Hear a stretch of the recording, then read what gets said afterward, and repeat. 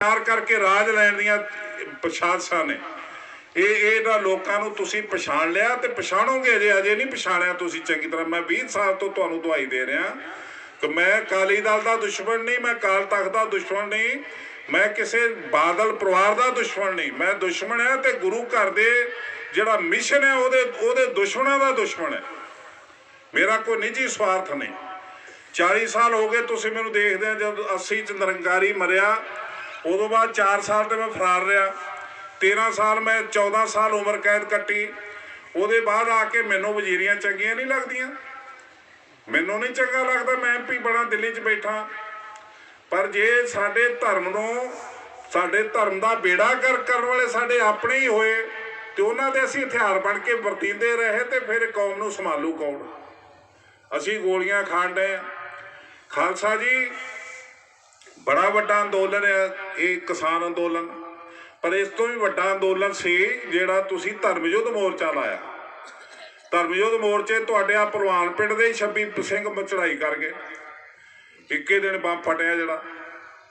तो इत्थे बच्चा जवानी खत्म हो गई, अकाल तख्त ढह गया, साडी बेपत्ती हुई सारे हिंदुस्तान शहरां च। साडा जानी ते माली ते अखलाकी नुकसान होया ते मिलिया की सानू? उस अंदोलन चो सानू मिलिया की?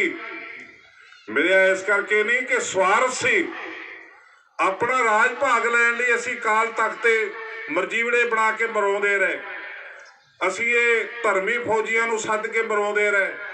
पर राज भाग लैके 15 साल राज करके पुत भतीजे ते जवाई भाई ते कुड़मां दा टोला पाल के घर नूं चले गए।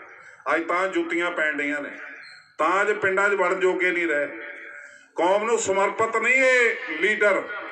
जिस तरह किसानां ने पोलीटिकल लोगों को बाहर करता, इस तरह अपने धार्मिक फील्ड चों बाहर कर दो ना पोलीटिकल लोगों को, तां साडा फायदा होऊगा, नहीं तो नहीं होना।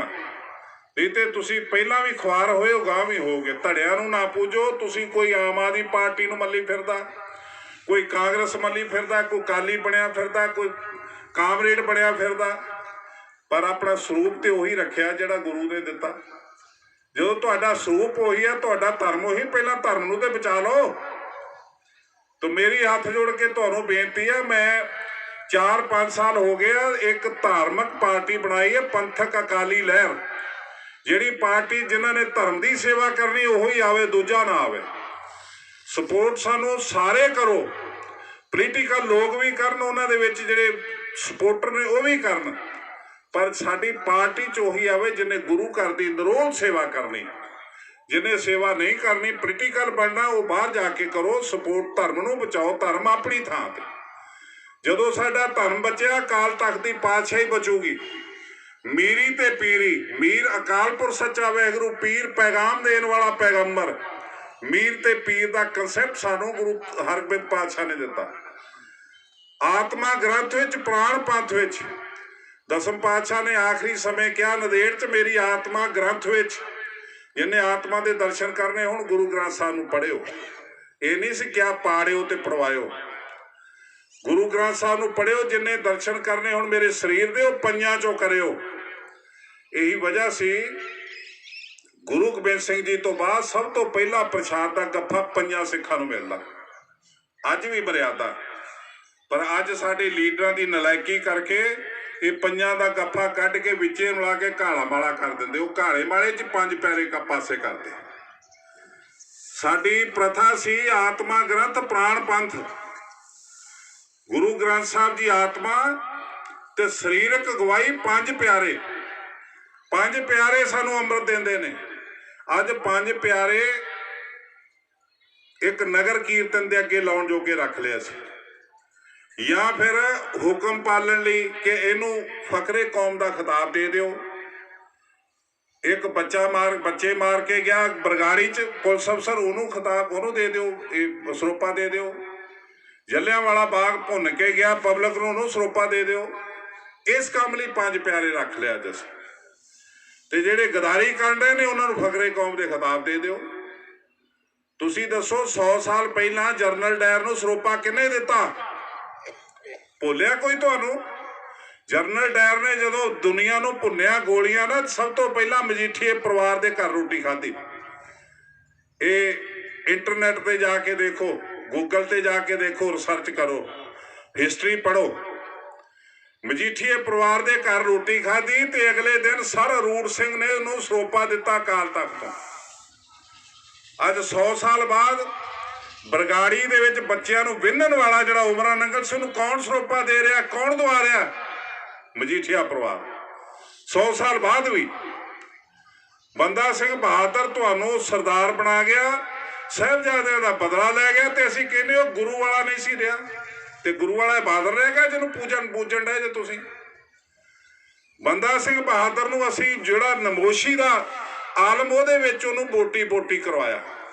ਉਸ ਟਾਈਮ ਤੋਂ ਲੈ ਕੇ ਤੁਸੀਂ ਅੱਜ ਤੱਕ ਗਦਾਰਾਂ ਦਾ ਝੰਡਾ ਚੁੱਕ ਕੇ ਤੁਰੀ ਫਿਰਦੇ।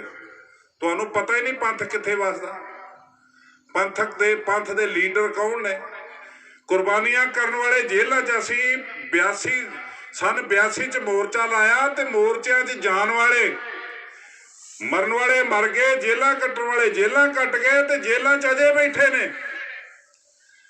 25 ਸਾਲ ਤੋਂ ਜੇਲ੍ਹਾਂ 'ਚ ਅਜੇ ਬੰਦੇ ਬੈਠੇ ਨੇ। ਸਿੱਖ ਕੋਈ ਛਡਾਉਂਦਾ? ਕਿਤੇ ਅਕਾਲ ਤਖਤ ਤੋਂ ਆਵਾਜ਼ ਆਈ ਤੁਹਾਨੂੰ ਛੱਡੋ ਇਹਨਾਂ ਨੂੰ? ਕਿਤੇ ਕਿਸੇ ਅਕਾਲੀ ਦਲ ਨੇ ਆਵਾਜ਼ ਦਿੱਤੀ? ਕਿਸੇ ਲੀਡਰ ਨੇ ਕਿਹਾ ਸਰਕਾਰ ਮੇਰੀ ਆ, ਸਾਡੇ ਬੱਚੇ ਛੱਡੋ? ਚਾਰ ਪੁਲਿਸ ਵਾਲੇ ਛਡਾਏ ਸੁਖਬੀਰ ਬਾਦਲ ਨੇ, ਜਿਨ੍ਹਾਂ ਨੇ ਯੂਪੀ ਤੋਂ ਚੱਲ ਕੇ ਤੇ ਗਰੀਬ ਬੱਚੇ ਨੂੰ ਫੜਿਆ, ਸਿੱਖ ਬੱਚੇ ਨੂੰ, ਉਹਨੂੰ ਕਤਲ ਕਰਤਾ ਮੁਕਾਬਲਾ ਬਣਾ ਕੇ। ਉਹਦੇ ਮਾਪਿਆਂ ਨੇ ਹਾਈ ਕੋਰਟ ਜਾ ਕੇ ਰਿਟ ਪਟੀਸ਼ਨ ਕੀਤੀ, ਹਾਈ ਕੋਰਟ ਨੇ ਆਰਡਰ ਕੀਤੇ CBI ਨੂੰ ਕਿ ਦੋਸ਼ੀ ਫੜੋ। ਉਹ CBI ਨੇ ਉਹਨਾਂ 4 ਮੁਲਾਜ਼ਮਾਂ ਨੂੰ ਉਮਰ ਕੈਦ ਦੀ ਸਜ਼ਾ ਦਵਾਈ। ਉਹ ਕੱਟਣ ਲਈ ਆ ਗਏ ਸੰਗਰੂਰ ਦੀ ਜੇਲ੍ਹ 'ਚ, ਤੇ 2 ਜਾਂ 3 ਮਹੀਨਿਆਂ ਦੇ ਵਿੱਚ ਸੁਖਬੀਰ ਬਾਦਲ ਦੇ ਆਰਡਰ ਨਾਲ as deputy CM, as home minister, ਇਹਦੇ ਆਰਡਰ ਨਾਲ ਰਿਕਮੈਂਡ ਹੋਇਆ ਕਿ ਇਹਨਾਂ ਨੇ ਦੇਸ਼ ਦੇ ਵਡੇਰੇ ਹਿੱਤਾਂ ਲਈ ਇਹ ਕੰਮ ਕੀਤਾ, ਇਹਨਾਂ ਨੂੰ ਮਾਫ ਕਰ ਦਿੱਤਾ ਜਾਏ। ਤੇ ਸਰਕਾਰ ਤੇ ਪਹਿਲੇ ਉਹਨਾਂ ਦੀ ਗਵਰਨਰ ਉਹਨਾਂ ਰਿਕਮੈਂਡ ਕਰਕੇ ਦਿੱਲੀ ਭੇਜਿਆ, ਰਾਸ਼ਟਰਪਤੀ ਨੇ ਛੱਡ ਦਿੱਤੇ। ਇਹ ਸੁਖਬੀਰ ਦੀ ਕਲਮ ਹੈ, ਸਾਡੇ ਸਿੱਖ ਬੱਚਿਆਂ ਤੇ ਕਿਉਂ ਨਹੀਂ ਚੱਲਦੀ? ਦਇਆ ਸਿੰਘ ਲਾਹੌਰੀਆ ਕਿੰਨੇ ਚਿਰ ਦਾ ਬੈਠਾ? 25 ਸਾਲ ਤੋਂ ਵੱਧ ਹੋ ਗਏ ਉਹਨੂੰ ਜੇਲ੍ਹ 'ਚ ਬੈਠੇ ਨੂੰ। ਪ੍ਰੋਫੈਸਰ ਭੁੱਲਰ ਉਹਦਾ ਬਾਪ ਮਾਰਤਾ, ਰਿਸ਼ਤੇਦਾਰ ਮਾਰਤੇ, 26-27 ਸਾਲ ਤੋਂ ਜ਼ਿਆਦਾ ਦੇਰ ਦਾ ਬੈਠਾ। ਇਹ ਲਾਈਨ ਲੱਗੀ ਪਈ ਜਿਹੜੇ ਜੇਲ੍ਹਾਂ 'ਚ ਸਾਡੇ ਸਿੱਖ ਬੈਠੇ, ਤੇ ਇਹਨਾਂ ਨੂੰ ਛਡਾਊ ਕੌਣ ਆ ਕੇ? ਜੇ ਤੁਸੀਂ ਅਕਾਲੀ ਦਲ ਦੇ ਵਾਰਸ ਹੋ, ਅਕਾਲੀ ਦਲ ਤੁਹਾਡਾ ਜਮਾਂਦਰੂ ਅਧਿਕਾਰ ਆ ਇਹਨੂੰ ਵਰਤਣਾ ਤੇ ਇਹਨੂੰ ਸੱਤਾ ਤੇ ਹਾਸਲ ਕਰਨਾ, ਤੇ ਸੱਤਾ ਤੁਹਾਡੇ ਕੋਲ 15 ਸਾਲ ਰਹੇਗੀ, ਤੇ ਬੱਚੇ ਛੁੱਟੇ ਕਿਉਂ ਨਹੀਂ?